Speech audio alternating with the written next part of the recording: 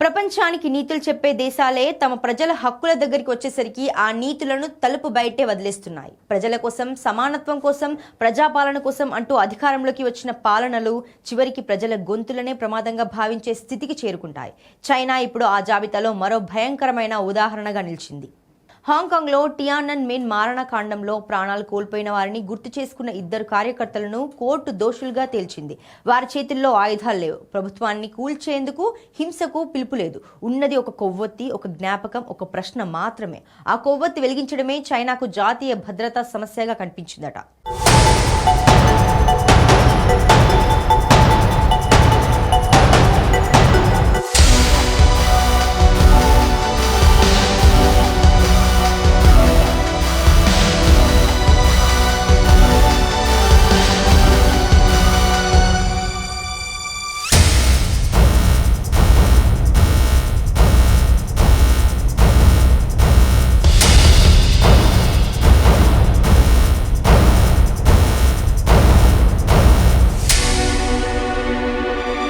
చౌతుంగ్ చుక్యాన్ Tiananmen బాధితుల కోసం ఎన్నో ఏళ్లుగా హాంకాంగ్లో నిర్వహించిన స్మారక కార్యక్రమాలకు నాయకత్వం వహించారు.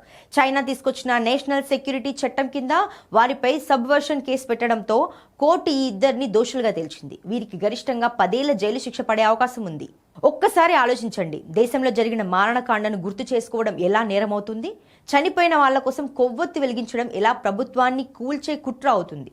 ఒక పాలనను ప్రశ్నించడం దేశ ద్రోహంగా మారినప్పుడు అక్కడ రాజ్యాంగం ప్రజలను కాపాడుతోందా, అధికారాన్ని కాపాడుతోందా? ఈ కథ అర్థం కావాలంటే 1989కి వెళ్ళాలి. అప్పుడు చైనాలోని బీజింగ్ టియానన్మెన్ స్క్వేర్లో వేలాది మంది విద్యార్థులు, కార్మికులు ప్రజాస్వామ్యం, రాజకీయ సంస్కరణలు, అవినీతి వ్యతిరేకత కోసం వీధుల్లోకి వచ్చారు. చేతుల్లో తుపాకులు లేవు. ప్రజల గొంతు ఉంది. మార్పు కావాలన్న ఆకాంక్ష ఉంది. జూన్ 4న ప్రభుత్వం ఆ గొంతుకు సమాధానం చెప్పింది. ట్యాంకులు వచ్చాయి, సైన్యం వచ్చింది, కాల్పులు జరిగాయి. ఎంతమంది చనిపోయారన్న లెక్కను చైనా ప్రభుత్వం ఇప్పటి వరకు ప్రపంచానికి పూర్తిగా చెప్పలేదు. బాధిత కుటుంబాలకు న్యాయం జరగలేదు. బాధ్యులపై జవాబుదారీతనం రాలేదు. దాని తర్వాత చైనా మరో పని చేసింది. ఆ ఘటనను ప్రజల జ్ఞాపకం నుంచి కూడా తొలగించే ప్రయత్నం చేసింది. టియానన్మెన్ అనే పేరు మాట్లాడకూడదు. ఆ ఘటన గురించి బహిరంగంగా చర్చించకూడదు. ఇంటర్నెట్లో వెతకకూడదు. చనిపోయిన వాళ్లను గుర్తు చేసుకోకూడదు. అంటే చరిత్రలో ఒక రక్తపు పేజీని చింపేసే ప్రయత్నం ఇది. అయితే హాంకాంగ్ మాత్రం ఆ పేజీని చింపేయలేదు. 1990 నుంచి ప్రతి జూన్ 4న హాంకాంగ్లో టియానన్మెన్ బాధితుల కోసం కొవ్వొత్తుల నివాళి కార్యక్రమాలు జరిగేవి. వేలాది మంది, కొన్ని సందర్భాల్లో లక్షలాది మంది వచ్చేవారు. చైనా చీకటిగా ఉంచిన జ్ఞాపకానికి హాంకాంగ్ వెలుగు ఇచ్చింది. అయితే 2020 తర్వాత జరిగిన పరిణామం అంత కీలకం. హాంకాంగ్ పై చైనా నేషనల్ సెక్యూరిటీ చట్టాన్ని తీసుకొచ్చింది. మొదట కోవిడ్ పేరుతో 2020-2021లో టియానన్మెన్ స్మారక కార్యక్రమాలను నిషేధించారు. 2021లో ఆ కార్యక్రమాలు నిర్వహించిన హాంకాంగ్ అలయన్స్ ను రద్దు చేయించారు. ఆ తర్వాత ప్రతి జూన్ 4 చుట్టూ టియానన్మెన్ ను గుర్తు చేసుకునేందుకు ప్రయత్నించిన వారిని అరెస్టు చేయడం మొదలైంది. ఇప్పుడు ఆ జ్ఞాపకాన్ని కాపాడిన నాయకులే నేరస్తులు. ఇక్కడ చైనా కోర్టు చెప్పిన వాదన మరింత ప్రమాదకరం. హాంకాంగ్ అలయన్స్ చైనాలో ఏకపక్ష పాలన ముగియాలని కోరుకుంది. అందుకే అది ప్రభుత్వాన్ని కూల్చే ప్రయత్నమని కోర్టు భావించింది. వాళ్ళు హింసను ఎప్పుడు సమర్థించకపోయినా ఆ రాజకీయ లక్ష్యం చైనా కమ్యూనిస్ట్ పార్టీ శాశ్వత అధికారానికి వ్యతిరేకంగా ఉందని చెప్పింది.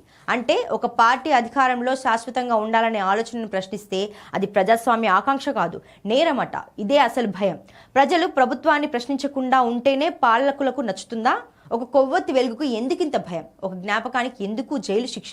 ఒక ప్రశ్నకు ఎందుకు జాతీయ భద్రతా చట్టం? సమానత్వం కోసం, సామ్రాజ్యవాదానికి వ్యతిరేకంగా ఎన్నో సిద్ధాంతాలు చెప్పే చైనా తన ప్రజలు అధికారాన్ని ప్రశ్నించినప్పుడు మాత్రం ఆ సిద్ధాంతాలన్నింటినీ మర్చిపోతుందా? మానవ హక్కులకు కమ్యూనిజం, పెట్టుబడిదారీ విధానం, రాజకీయం అంటూ సరిహద్దులు ఉండవు. ప్రజాస్వామ్యం ఉన్న దేశమైనా, కమ్యూనిస్ట్ దేశమైనా, ఏ పాలనైనా సరే ప్రజలకు మాట్లాడే హక్కు ఉండాలి. ప్రశ్నించే హక్కు ఉండాలి. శాంతియుతంగా నిరసన తెలిపే హక్కు ఉండాలి. చరిత్రలో జరిగిన అన్యాయాన్ని గుర్తు చేసుకునే హక్కు ఉండాలి. ఆ హక్కులన్నింటికీ తలుపులు మూసివేయడం ఎంతవరకు సమర్థనీయం? ఏమో, వీటికి సమాధానం మాత్రం సంబంధిత పాలనకు, పాలకులకు మద్దతు ఇచ్చే ప్రజలే చెప్పాలేమో.